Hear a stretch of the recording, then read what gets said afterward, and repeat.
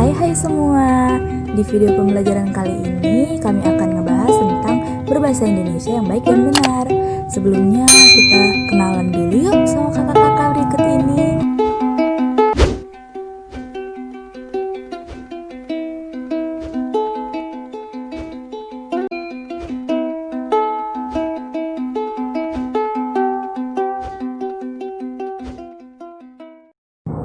Banyak di antara kita yang nggak tahu apa sih bedanya antara berbahasa Indonesia yang baik dengan berbahasa Indonesia yang benar.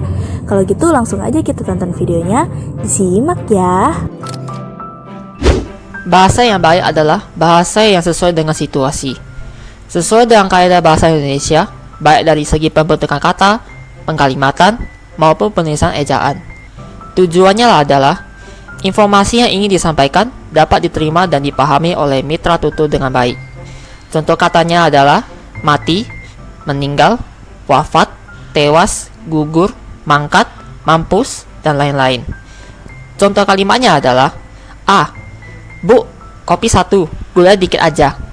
B. Pakai susu. C. Nggak usah.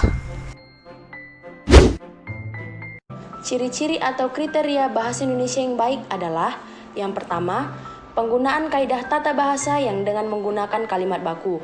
Contohnya, acara itu sedang kami ikuti. Yang kedua, penggunaan kata baku. Contohnya, cantik sekali dan bukan cantik banget. Yang ketiga, penggunaan ejaan resmi dalam ragam tulis.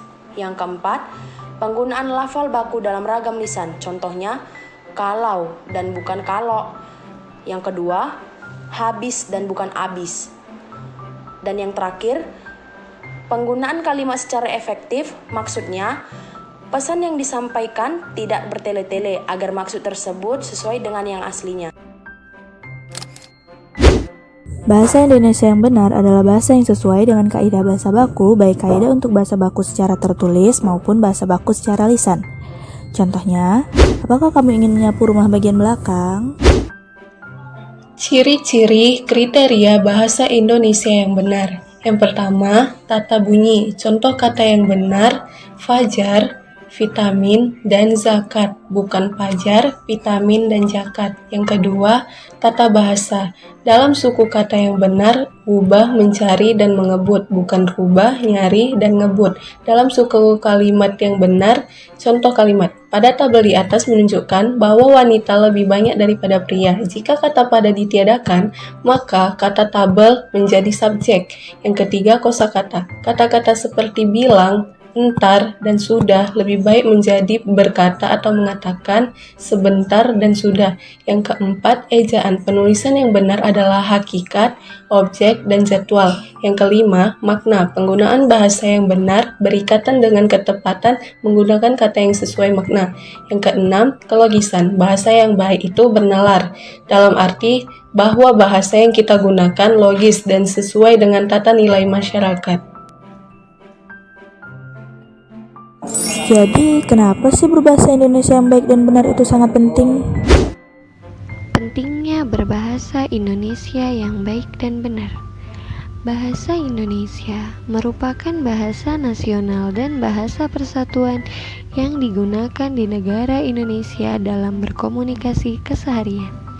Namun, perlu diingat bahwa belajar bahasa Indonesia bukan semata-mata hanya untuk mengetahui perkembangan bahasa Indonesia, tetapi juga agar kita dapat menggunakan bahasa Indonesia dengan baik dan benar sesuai kaidah kebahasaan yang berlaku.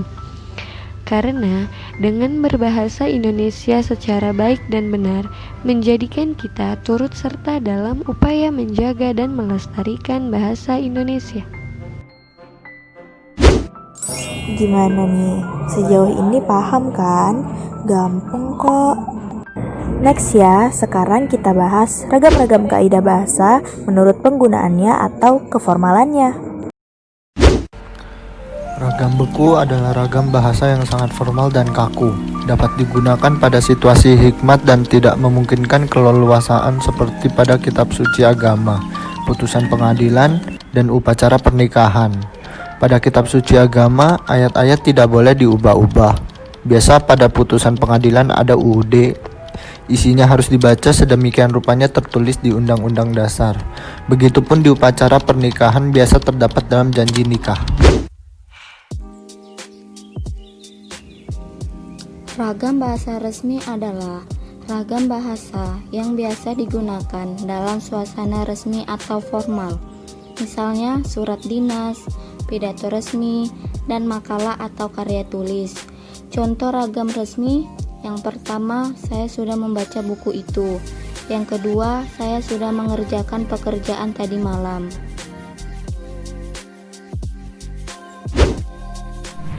Ragam konsultatif atau ragam usaha.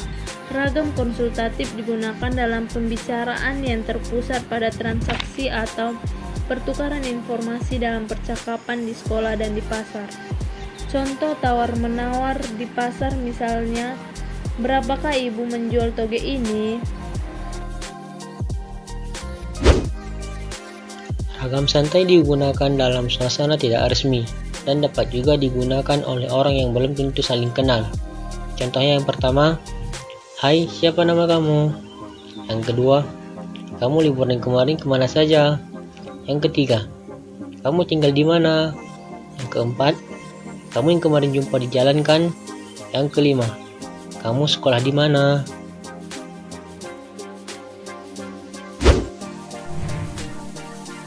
Ragam akrab digunakan antara orang yang memiliki hubungan yang sangat akrab dan intim. Contohnya, percakapan berikut ini. Ibnu, "Mel, kenapa kamu minggu kemarin tidak kuliah?" Amel, "Iya Nu, minggu kemarin saya sakit."